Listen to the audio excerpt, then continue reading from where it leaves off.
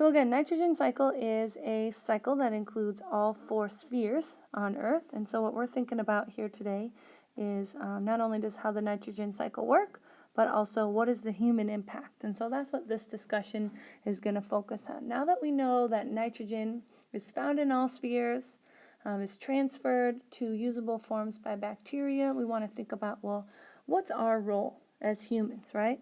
How do humans impact the nitrogen cycle? And we're going to notice some similarities with our other 2, water and carbon cycles, that the human impact is mainly focusing on where is a majority of the carbon, right? What are we doing to create an imbalance in carbon?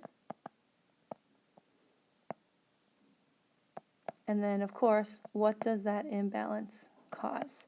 So that's going to be kind of our focus question as we go through. So you already should have completed video number 3 for the first half. We are starting here, video number 4 with the human impact. Again, we're not looking at this picture right now. We're just focusing on the human impact of the nitrogen cycle.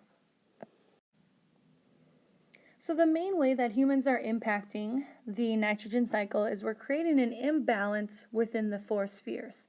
We know that nitrogen is a majority found in the atmosphere currently. However, human impact is causing an imbalance and allowing more or excess nitrogen to get into soil and water. So what are we doing and what are we using to cause that imbalance? Well, the main one is from either excess manure from animals. Think of farming, right? Farmers use manure not only on their crops, but also farmers have a lot of manure from the animals that they're raising. So extra manure out in the environment. Also human waste or human sewage. Same kind of properties, right? It's waste, so it's got some nitrogen stored in it, as well as chemical fertilizer. All of those are being kind of more so left out to the elements. And when those things are left out in a field or not disposed of properly, what happens is rain falling down to the surface of the earth washes those remaining nitrates into the soil and sometimes in the water systems. And so what happens is we end up with an excess amount of nitrates in soil and water, and that has a big fancy name. Are you ready for it here? It is known as eutrophication.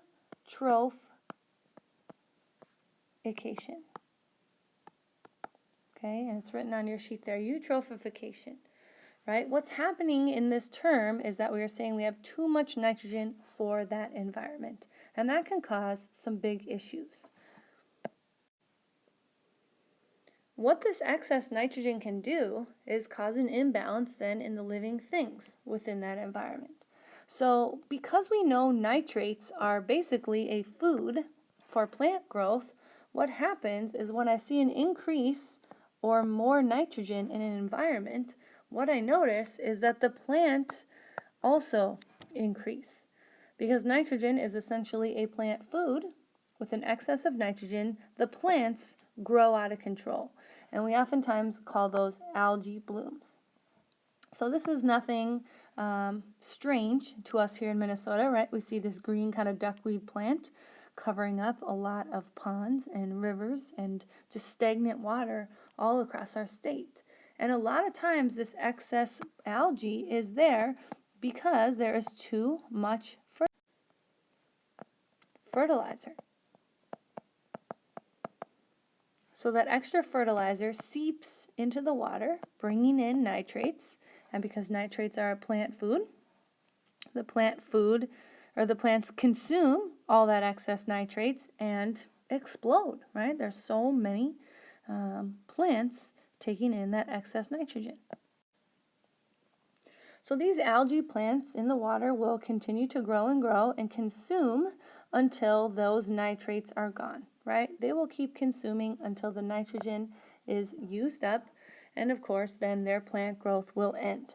The plants then too will start to die out, And that's when our BFFs bacteria kind of come back into the scene and take over.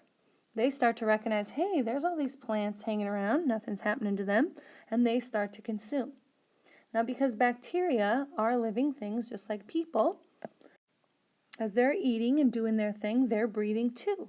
And what bacteria breathe in is oxygen.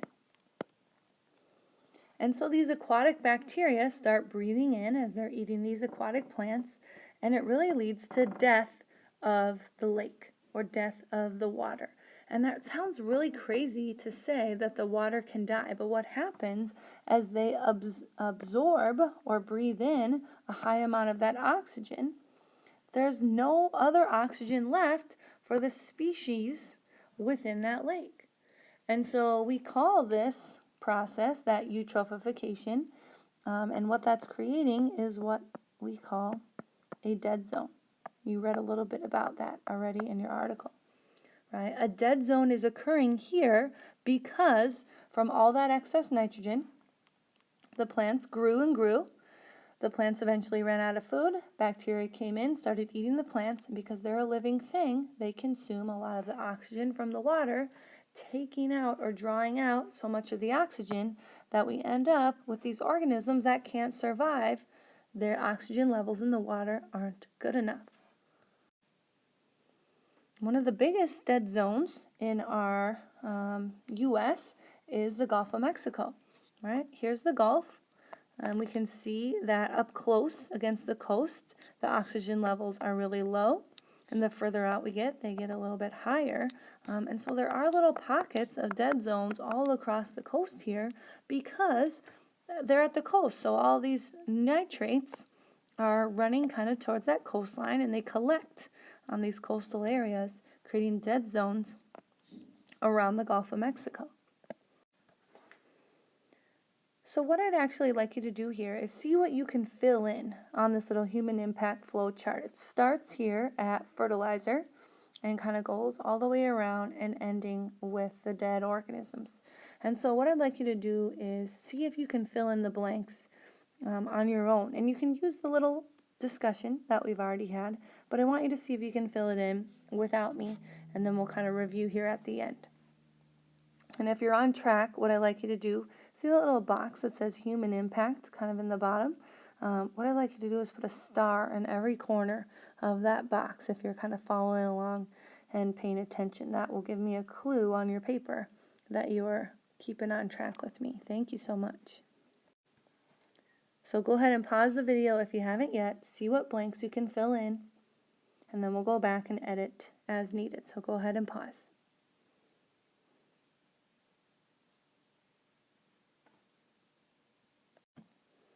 Great, thank you so much for pausing and giving that a try. What we want to do here is now just kind of verify that you got the right information on the human impact to nitrogen cycle. So the first thing we have here is our bag of fertilizer, right? That was one of our ways other than human waste or animal waste. We have extra nitrates going into the water. And so fertilizer, we have extra being used on lawns, and when the rain comes, it washes it into the storm drain. And when we have too much in an area, we call it going through eutrophication, right? An excess of nitrogen in that water environment. So that's kind of step number one. Step two then is now that I end up with more nitrates in the water. Remember, nitrate's good. When I end up with more nitrates in the water, nitrates are my plant food. And so what happens to my plant growth when I've got more plant food? I'm going to see my plants increase, right? I'm going to get more plant growth from those excess nitrates found in the water. Now, because I have all those extra plants coming in, what the plants will do is they actually consume all the nitrates. This should actually say nitrates, sorry about that. Plants consume all the nitrates and eventually run out and start to die.